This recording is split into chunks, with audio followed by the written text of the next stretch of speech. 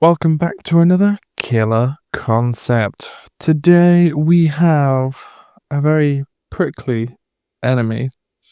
This one came as an idea inspired by Poison Ivy, a villain in fairy tale anime, and also the girl from Class B in My Hero Academia. But without further ado, how about we get right on into their info? They are a 4.6 meters per second killer with a 24-meter terror radius. Their height is medium, and their weapon is a thorny whip. Their ability, Thorny Barrier. Activating it creates a whole wall of thorns and vines appear in front of people. While these barriers are up, it does not prevent enemies from going through it. Survivors can still go through it, though the walls do decay over time. And if you attack a survivor, it makes the barriers last just a little bit longer. Survivors that walk through this barrier of vines and thorns will have deep wound and hemorrhage inflicted onto them. You have no slowness effect when you walk through the vines, the survivors do, but be careful. If you try to attack a survivor while in the barriers, you will cut the barrier before attacking the survivor. So, do make sure that you attack when you do.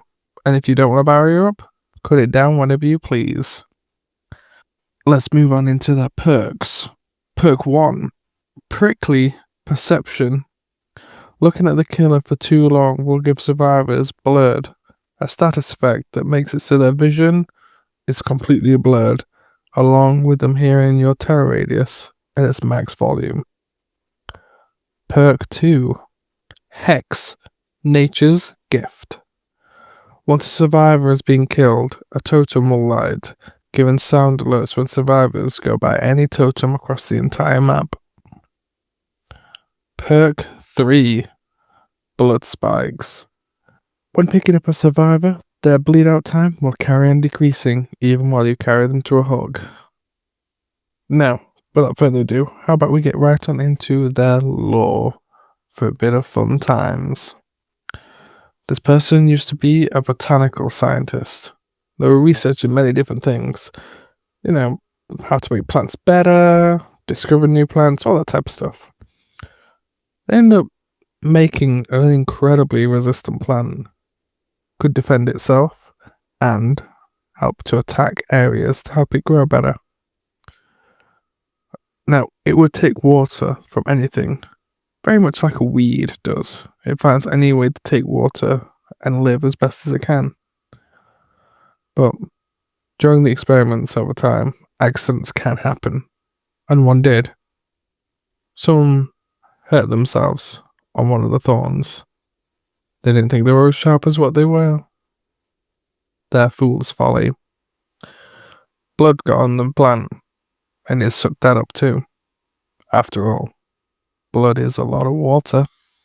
Now this blood made the plant flourish. It made it grow quicker and advance much quicker. So they decided to give it more blood for tests. Controlled, obviously, and only given from people who were willing to give it. Meaning only a few people every now and then grabbed the plant with their whole hand, letting the thorns make them bleed and feeding this plant. It was monitored each time, and you had to write a log for, obvious reasons. Now, there was one person that did this a lot more often, mainly because the plant was their experiment that they were working on. They did it so much that they swear they could start hearing the plant in their head, thanking them for every drop and every minute they spent with them. Now, they thought they were crazy. They tried to push them aside, but one day turned into weeks, weeks turned to months, and after a whole year of hearing this plant, what they thought was the plant talking in their head, they kind of snapped a little bit and started talking back. They thought they could push it aside and not be concerned with it. That was the lie. The plant talked to them, explained many different things, though this plant had been touched by the entity itself in one form or another, making it so it was somewhat connected to the realm. It started to corrupt her, tell her horrible things, make her do horrible things. And over time, she didn't realize the stuff that she was doing was stuff that she would never have thought of doing in the past. This just helped the plant grow more and more.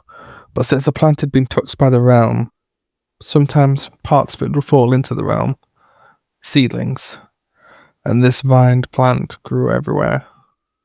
Very much akin to the plants that grew everywhere for blight, but this plant was different. Over time, these grew and grew and grew, and the lady in the real world, well, she grew older and weaker and frailer. She didn't die of old age, of course, no.